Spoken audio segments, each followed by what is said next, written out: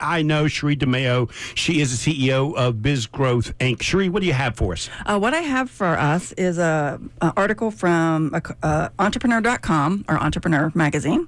And what really attracted me to it was the title, More Revenue, Same Customers, because I have dealt with this for the 30-some years and working with small business, them, looking for that shiny object of the prospect, thinking they have to be prospect. And again, we're talking about prospecting later. Yes, we are. But sometimes they're spending money where they don't need to, because they could literally and sometimes double or triple their sales with their existing customer base. Now, that doesn't mean they don't still have that pipeline. Sure. But what happens with most of these companies is they are so constantly chasing the prospect that they wonder why they're not keeping their clients. And so, I looked at this article again. I was attracted to the title. I went to read it, and it was using Apple and Amazon as a comparison, and it was very consumer oriented. And whether it's B2B or consumer, when you're a very small business, there's really some simple things you can do.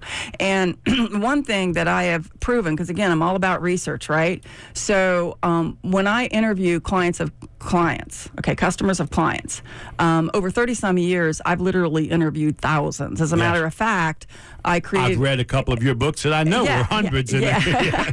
And so, I actually developed an attraction retention model around the feedback from customers. I found that I was asking the same questions about 20 years in, and I had this incredible, it was like data mining. I had this incredible data I could aggregate and come up. Right. And so, what I have found in looking back at all of those surveys is that, and I have to say this twice because you have to think about it, more than half of your customers know less than half of what you offer.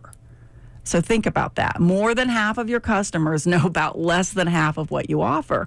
And it happens all the time. So, they contract you for one thing, or they buy a particular product, and they're not reminded of all the other things that you could do for them.